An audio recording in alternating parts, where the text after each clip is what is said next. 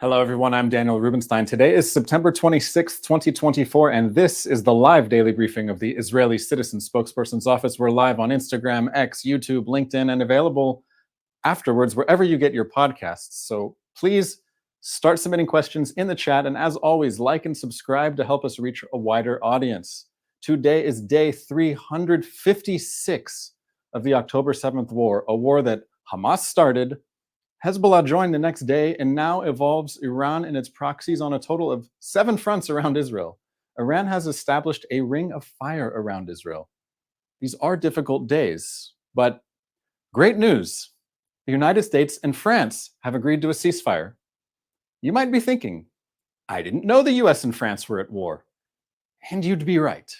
The US and France, along with Saudi Arabia, Qatar, and others, published a statement calling for a 3-week ceasefire between Israel and Lebanon. I read the statement. There's a word missing. The word is Hezbollah. Hezbollah is the army of terrorists inside Lebanon that has been attacking Israelis every day for the past year. Does the ceasefire require Hezbollah to disarm? No. Does it require Hezbollah to move away from the Israeli border? No. Does it require Hezbollah to end its war against the people of Israel? No. The statement just calls on the parties to give a real chance to a diplomatic settlement. Hezbollah has been attacking Israelis every day for the past year. I want to know, where have all the world's diplomats been until now? If you know, let me know in the comments.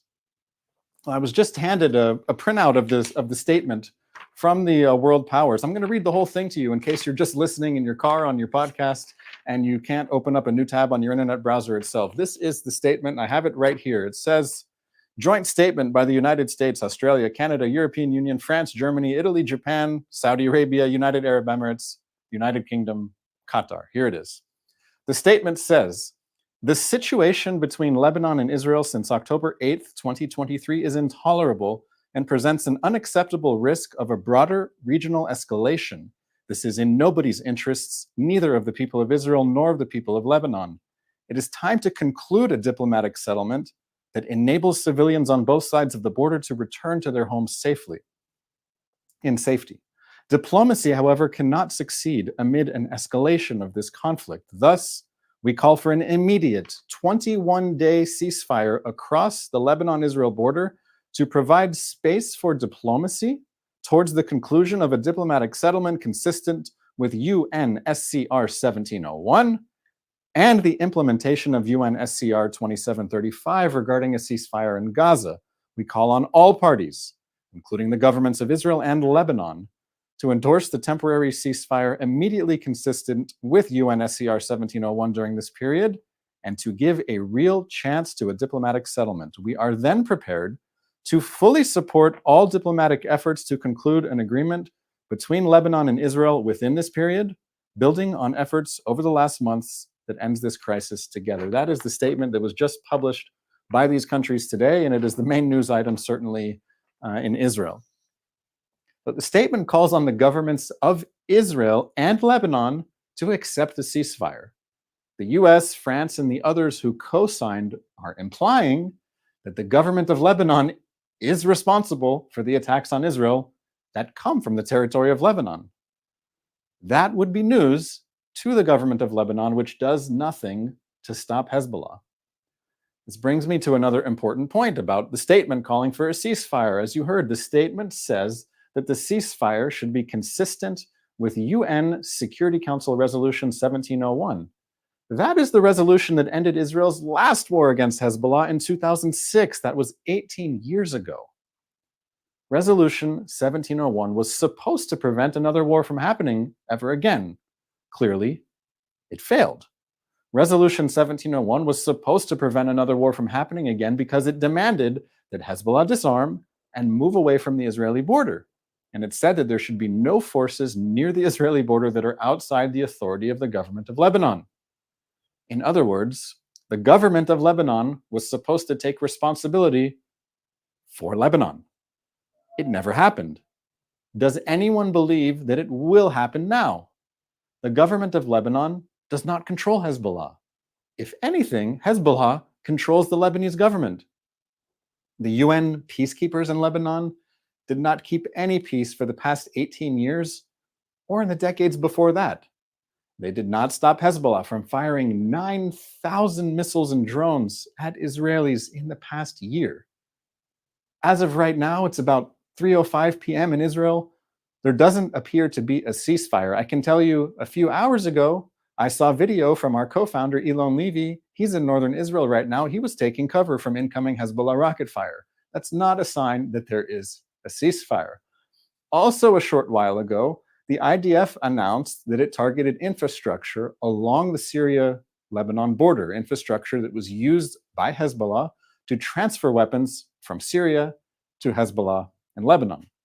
Now, Hezbollah also issued a statement today in which it took responsibility for attacking the Israeli town of Kiryat Motzkin, just north of Haifa. In other words, Hezbollah has taken responsibility for targeting Israeli civilians. A wider war can still be avoided, but it can only be avoided through massive pressure immediately on Hezbollah and on the Iranian regime that backs it. Hezbollah must back off or Israel will have to push it away. Israel is already under attack on 7 fronts. It's made much more difficult if world powers open a diplomatic front against Israel, which appears to be what is happening. Many world leaders will be meeting in the days ahead on the sidelines of the UN General Assembly in New York. We here at the Israeli Citizens Spokesperson's Office will be watching that very closely, along with any news about this potential ceasefire. Let's take some questions from our audience that is watching live on social media. Question comes from John on X. Regarding the 21-day ceasefire, do you think that Israel will agree? And do you think that it would help if China, Iran, and Russia were to get involved in the diplomatic process? Well, right now, based on only the text that I read, it does not sound like something that Israel would favor, because Israel has been very clear about what are its goals in its self-defense operations. Remember, Hezbollah has been firing on Israel for the past year, firing anti-tank missiles into Israeli houses, forcing 60,000 Israelis in northern Israel to flee. So Israel's goal is to ensure that those 60,000 Israelis can live safely in their homes. What does it mean to be able to live safely in their homes? It means that Hezbollah is not standing in the bushes a few hundred yards away with an anti-tank missile ready to fire if it so feels like. From Israel's perspective, the equation has changed. We are not in an October 6th reality, we're in an October 8th reality. We cannot sit back and watch while a terrorist army that has the intention to destroy Israel also acquires the capabilities, okay? So Israel would like to see, of course, a ceasefire would be very nice, but we don't want the war to start again like this. We want Israelis to be safe in their homes.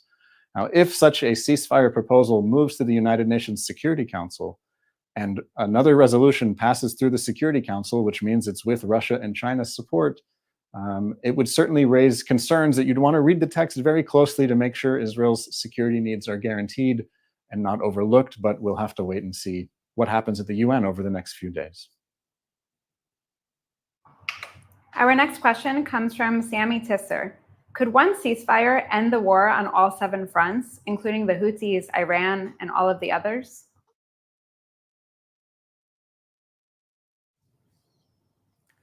It's a complicated question. Could a ceasefire end the war? I mean, a war is by definition the opposite of a ceasefire. So if there's a ceasefire, it means there's no war. But what happens the day after? The question is there going to be another war soon? If there's a ceasefire and Israel is still surrounded on these 7 fronts by these Iranian proxies that want to destroy it, and those Iranian proxies haven't changed their mind, then why should Israel be excited about a ceasefire? If a ceasefire allows the Iranian proxies, specifically Hamas, Hezbollah, to rearm and start another war at a time and place of their choosing, then that is a ceasefire that offers false hope. So that's why Israel has been very clear about its war goals. First, in the war in Gaza, the destruction of Hamas's military and government capabilities is a condition for a ceasefire. The release of all the hostages is a condition for a ceasefire. And the third item is to make sure that Gaza never poses a threat to Israel again. Okay. Now, there could be tactical ceasefires, there could be pauses, there is diplomatic room for maneuvering along the margins, but the big picture remains that we cannot allow what happened on October 7th to happen again. And that's what groups like Hamas and Hezbollah are pledging to do. Our next question comes from Instagram. RALT57 is wondering, has Hezbollah taken total control of the Lebanese government? And if so, how do we negotiate with terrorists? I think Hezbollah has taken just the right amount of control of the Lebanese government that it needs to be able to have the freedom of action that it wants without totally seizing power in Lebanon and being the obvious sovereign in Lebanon and being responsible for the decisions that a sovereign government would make. So Hezbollah, first of all, is an Iranian proxy militia. It's Lebanese people, an Iranian proxy in Lebanon. They're a very powerful army. They have more weapons than most armies in the world. And they have also made a decision in the past decade to enter Lebanese politics. So Hezbollah is a political force within the Lebanese political system. And what that means is that, let's say the government of Lebanon wants to pass a law that we're going to disarm Hezbollah. Well, Hezbollah has enough political power as it is to prevent such a law from ever passing. So it has just the right amount of power that it needs to maintain its interests and have some sort of plausible deniability like, oh, Lebanon's not us, we're not exactly the Lebanese government, so look somewhere else.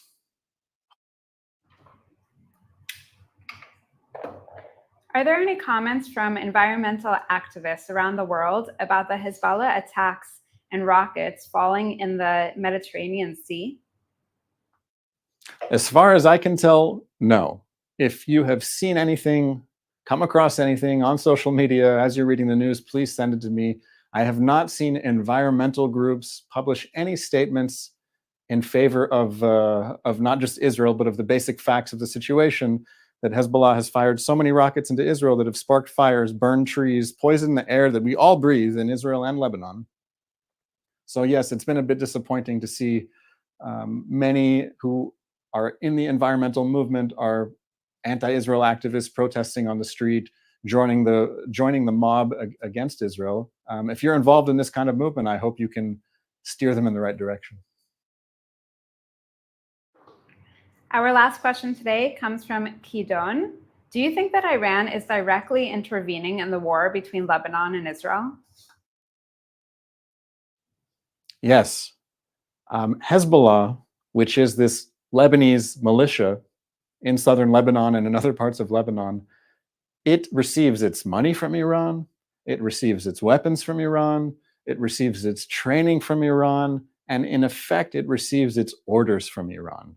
Iran has never come out and said, wait, Hezbollah should not attack Israel. No, of course not. Hezbollah is doing this completely with Iran's blessing. Hezbollah started its attacks on October 8th. Iran had no problem with this, in fact, encouraged it. It's a second front against Israel, right? Hamas in Gaza is taking resources away from Israel's defense capabilities to defend ourselves on all 7 fronts. So what Hezbollah wanted to do in the north is relieve some of the pressure that Israel was putting on Hamas. And of course, Iran is not just in those 2 places. We're talking about 7 fronts: Gaza, Lebanon, West Bank, Syria, Yemen, militias in Iraq, and Iran itself.